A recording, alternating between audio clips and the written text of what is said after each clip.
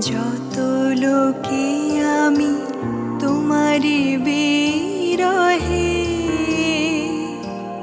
ফেলেছি অশ্রুজল, ফুল হয়ে সে